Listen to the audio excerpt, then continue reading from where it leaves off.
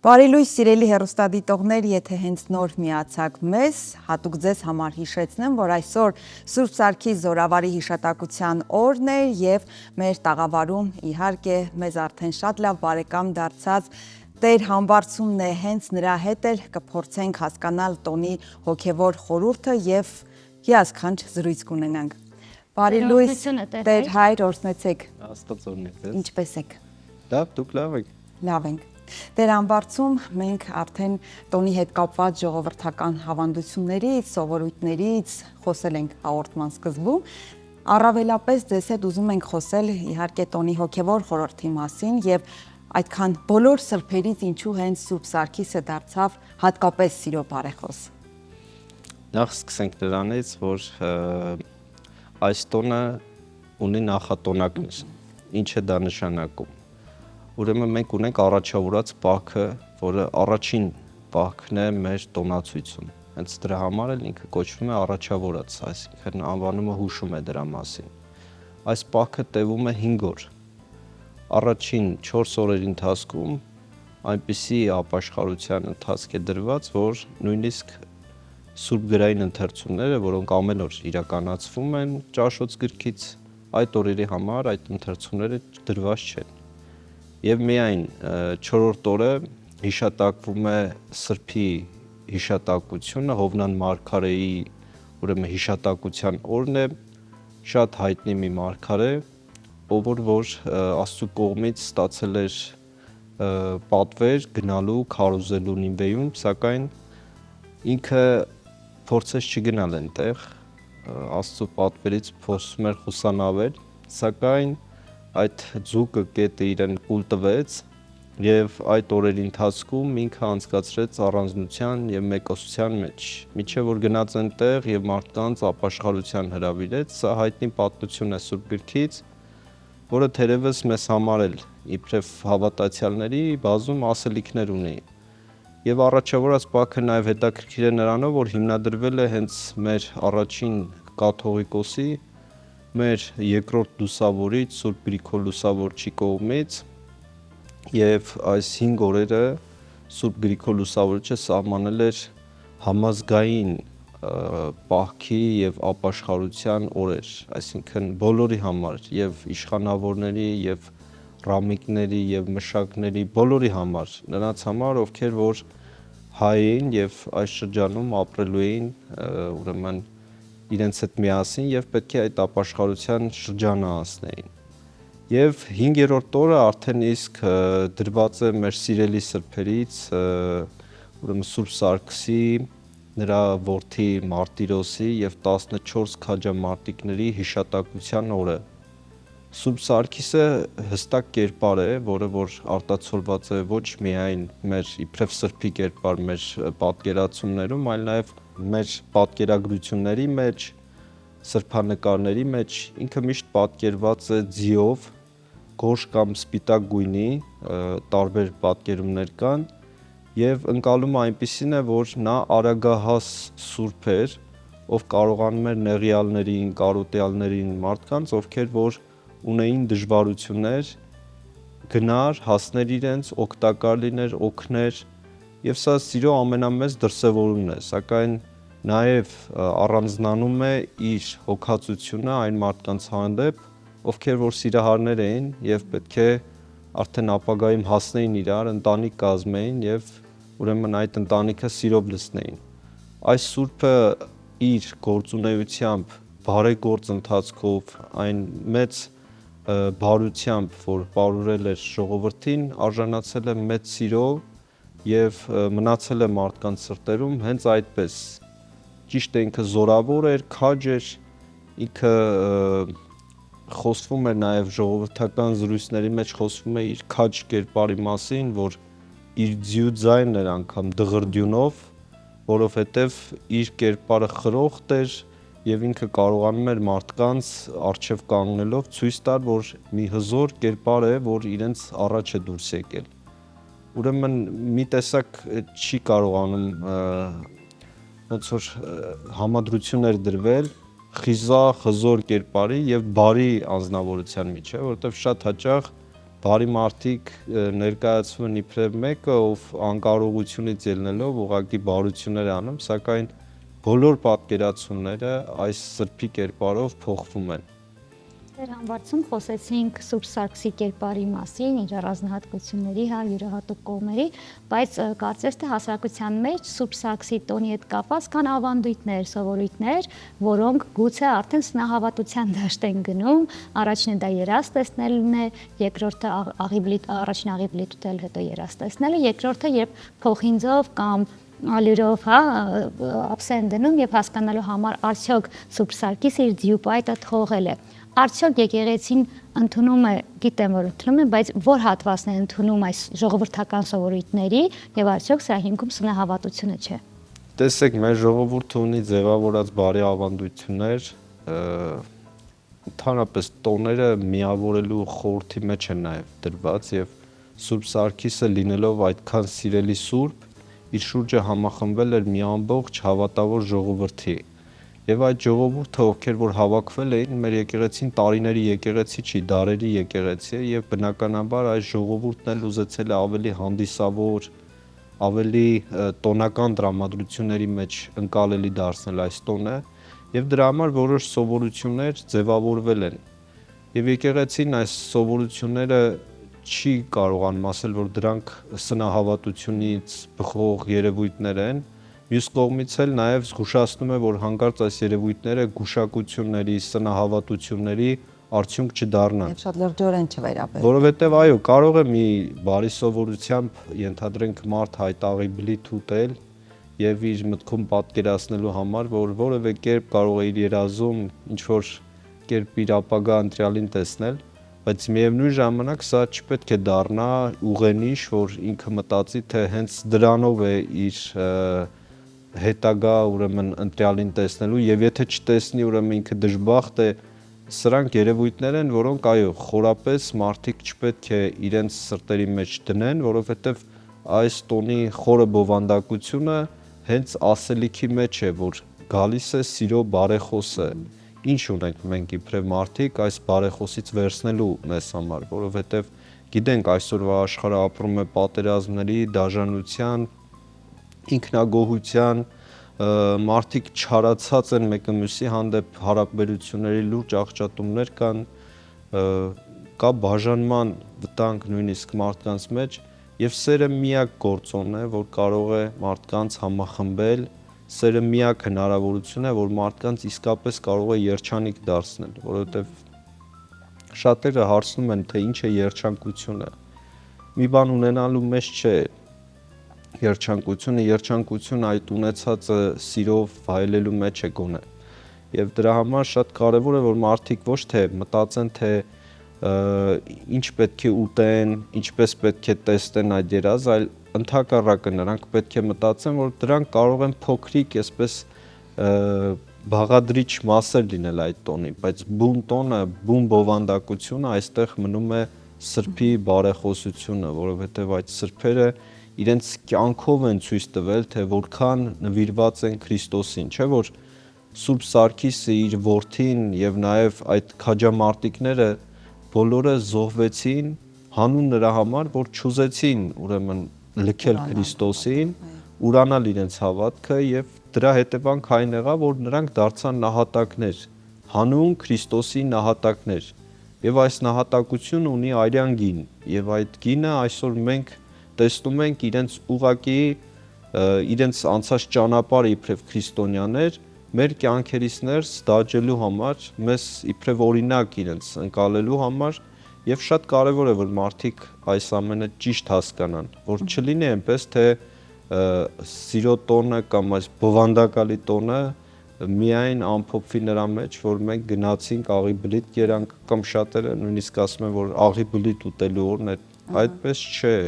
Շատ կարևոր է որ տեխնիկական նման խնդիրները միշտ ինչի մասին երկար տարիներ բոլորս խոսում ենք, որ այո, ոչ թե աղի բլիթ ուտելու, ոչ թե իրար ծաղիկ կամ արջուկ նվիրելու, ինչը շատ տարածված է, այլ իսկապես սեր տալու ու կապ չունի, որ կուզեի որ շեշտեք, եթե դեմ չեք, ես ավելացնեմ, որ կապ չունի դա հենց աղ կնոջ եւ տղամարդու մեջ սիրո բարեխոսը սիրո տարածման գաղափարի կողմնակից է եղել եւ շատ կարեւոր է հատկապես այսօր, որ սիրո մասին շատ խոսվի ու իրար սիրելու մասին նաեւ խոսվի։ Դե ես նշեցի, որ նաեւ Սուրբ Սարգիս ինքը կարոդյալների, նեղյալների պահապանն է եղել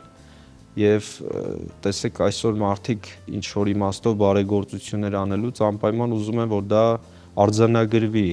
եւ մարդիկ ինչ որ կերպ տեսագրում են դա կամ ինչ որ կերպ ուզում են այդ անունները բարձրաձայնվի, բայց ամենից կարևոր բարեգործությունը դա այն բարեգործությունը, երբ քո հոգին է այդ ամենը, քո սիրտն է այդ ամենը բավարարվածության մեջ պահում եւ շատ կարեւոր է որ մարդիկ բարեգործություն անելուց իրենք բավականություն ստանան դրանից, ոչ թե հասարակության ապացուցեն, որ իրենք բարի մարդիկ են։ Իհարկե չի բացառվում, որ նման տեսագրությունները կարող են օգնել ուրիշներին էլ այդ բարեգործությունը անել, այո, դա շատ լավ կլինի, բայց միևնույն ժամանակ ինքնագովազդվելը բարեգործության անվան տակ կարծում եմ, որ գեղեցիկ երևույթ չէ։ Համենայն դեպս ավետարանը ասում է, որ ինչ որ քո մեկ ձեռքը անում է, մյուսը չպետք է իմանա, եւ սա արվում է նրա համար, որ մարդիկ իրենց լավ գործերն ու բարի գործերը իրենց սրտից բխելով անեն, սիրելով անեն, այդ սերը այստեղ է դրսևորվում։ Եվ սերը մեր կյանքում ամենից կարևոր եւ բարձր տեղում է, պատահական չի, որ Աստծուն բնութագրվում է իբրև Աստված սեր է, որովհետեւ հենց այդ սիրով է բովանդակվում մեր կյանքի իմաստը։ Մի օր մեզ կարող են հարցնել ո՞րն է մեր կյանքի իմաստը, եւ մենք չունենանք դրա պատասխանը, որովհետեւ ռոբոտացված կյանքի կամ մեխանիկական կյանքի մեջ ոչ մի իմաստային բովանդակություն չկա, իմաստային բովանդակությունը դրանք մեր էմոցիաներն են, մեր հույզերն են, որոնք որ փոխանցվում են մեր միջոցով փոխանցվում են ուրիշներին, շատ հաճախ նաև այդ սերը վարակովի է դառնում մարդկանց համար եւ մարդիկ այս համակեցության մեջ են մնում իրենց պատկերի ու նմանության մեջ, ինչպես որ Աստծո պատկերն են իրենք։ Եվ հիշել, որ սեր տարածելուց առաջին հերթին հենց սեփական անձը, սեփական հոգին է փառավորվում, հետո նոր դիմացինին, երբ այդ սերը տարածում է։ Այդպես է ճիշտ է, այդպես պետք է լինի։ Դեր համբարձում ցավալիորեն պետք է փաստենք, որ Սուրբ Սարգիսը ինչ որտեղ զիջում է մեր կենցաղ եւ կյանք մտած Սուրբ Վալենտինին։ Սա իհարկե ցավալի փաստ է, բայց պետք է արձանագրենք։ Ինչու՞։ Ճիշտն ասած, մենք ապրում ենք, կարծում եմ, մի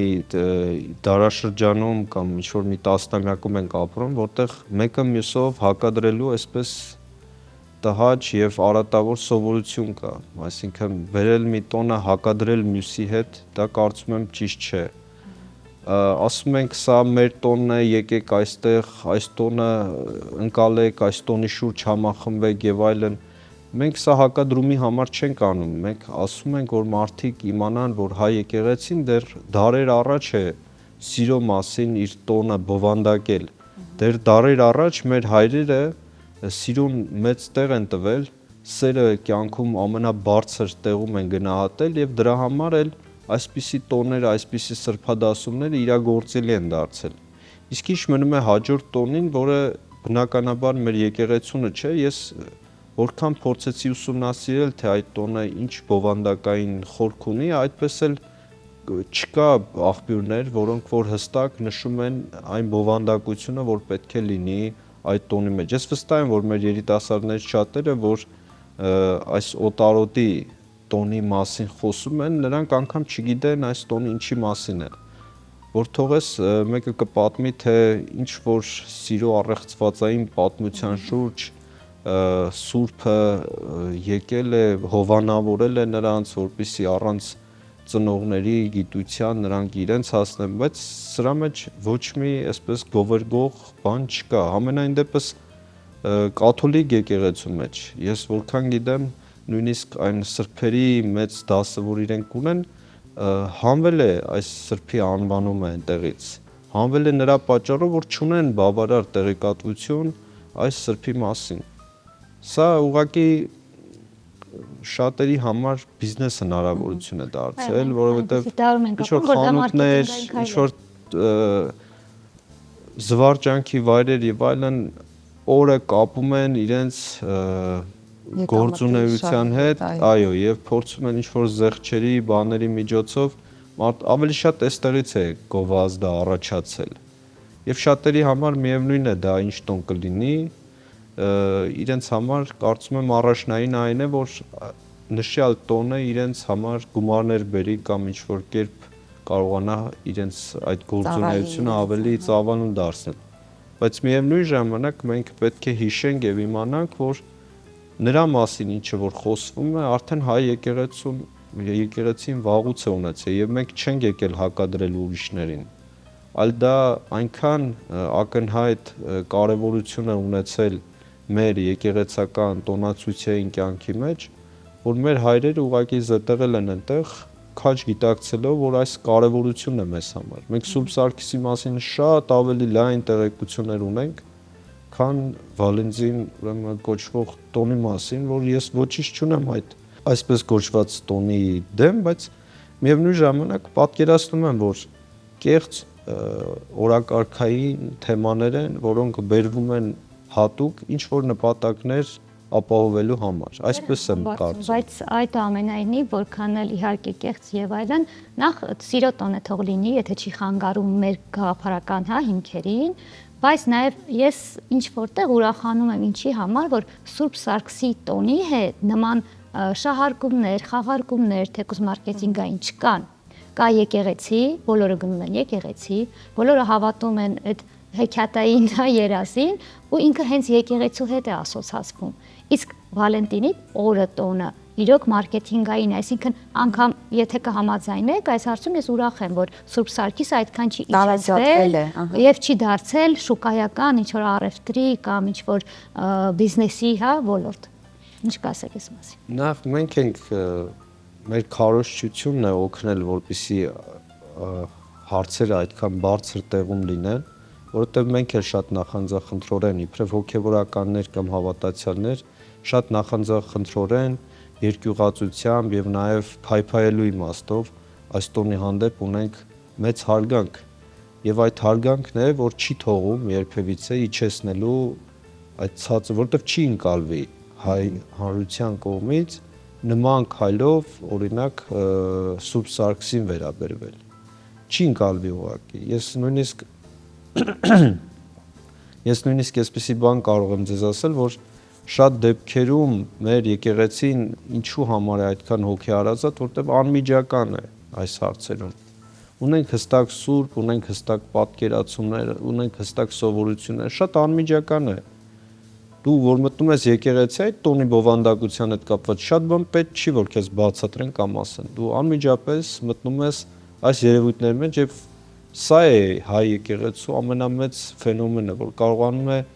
անմիջականություն բերել մարդկանց, հավատացյալներին եւ այդ տոներին ու արարողություններին։ Մենք արհեստական ոչինչ չենք բերում։ Այդ տոները այնքան սիրելի են մարդկանց մեջ եղել, որ նույնիսկ խոսվում է, որ ընտանիքներով, այսպես գերդաստաններով հավաքվել են մարդիկ, հատուկ կերակուրներ են պատրաստվել օրվա հետ կապված, ուխտի են գնացել։ Դե գյուղական միջավայրներում այս համայնքները արդեն իսկ ձևավորված էին։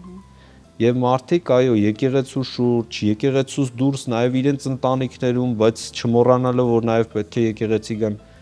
մի ամբողջ սեր է դրվել այս ամենի մեջ։ Հիմա շատ դեպքերում մենք ունենք այդպիսի տոներ, որոնց պատրաստվելու ընթացքում նաև զգում ենք այդ բերկրանքը տոնի հանդեպ, տոնական զգացողությունները մեր մեջ առաջանում, օրինակ հարության տոնը շատ սիրելի է դարձել մեզ համար, եւ այս տոներն էլ Սուրբ Սարգիսը սրանից 15-20 տարի առաջ շատ ավելի քիչ ճանաչում ուներ, քան այսօր, շնորհիվ այն քարոզչության, շնորհիվ այն հնարավորությունների, որ շատ հաճախ մենք եկեղեցականներս, նաև հավատացյալներս փորձում ենք մեկս մյուսին իրազեկել, որ այս տոնը սրա մասին է։ Սրանից 5 տարի առաջ շատ ավելի մեծ էր նախապատվությունը մարդկանց աղի բլիթի, քան այսօր։ Այսօր մարդիկ շատ ավելի ձգտում են գնալ պատարագին։ Շատերը մեզ հարցնում են իսկ առաջավորած պահքից ոնց պետք է դուրս գանք, որտեղ պահոց շրջան է, եւ մենք ասում ենք հենց Սուրբ Սարգսի օրը, որ եկեղեցիներում, որ Սուրբ Սարգիս անունն է գրում, այդ եկեղեցիներում պատարագ է մատուցվելու։ Գնացեք, հաղորդվեք եւ դուրս եկեք պահքից։ Եվ եթե չէ, կարող եք հաջորդ օրն էլ, Կիրակի օրն էլ գնալ, հաղորդվել պատարագի ընթացքում եւ նաեւ դուրս գալ պահքից, որտեղ շատ մարդիկ իսկապես այս պահոց շրջաններին հետևում են, այս պահոց շրջանները իրենց համար օրակարգ են դարձրել եւ կարողանում են պահել։ Տեր Համբարձում ունեք սիրո պատմություն կապված Սուրբ Սարգսի օրվա հետ։ Ավելի երիտասարդ տարիներից։ Չեմ կարող այսպես մտաբերել։ Սիրո պատմությունները մեր շուրջը շատ են պատտվում եւ արձանագրել դրանք կամ որևէ կերպ բարձրաձայնել ամեն սիրո պատմություն յուրովի եւ հետաքրքիր է կարծում եմ։ Այո։ Եվ ամեն մարդ իր սիրո պատմությունը իր կյանքի կարևոր օրերն են։ Ես այդպես եմ կարծում, որ մեզ երջանկացնողը հենց այդ պատմություններն են, որոնք որ լցնում են մեր կյանքը նոր բովանդակությամբ։ Շատ բովանդակ եւ համապարփակ երևույթ է սերա, այո, սեր առ Աստված, առ հայրենիք, առ կողակից, առ ընկեր։ Շնորհակալ ենք հետաքրքիր զրույցի համար։ Կիսելու մեր հեռուստադիտողին մանրամասն ներկայացնելու համար, թե ինչպես է կարևոր նշել Սուրբ Սարգիսը եւ որ անպայման ուսումնասիրեք տոնի գաղափարախոսությունը, շատ սիրեք, սիրվեք եւ կհանդիպենք քիչ հետո։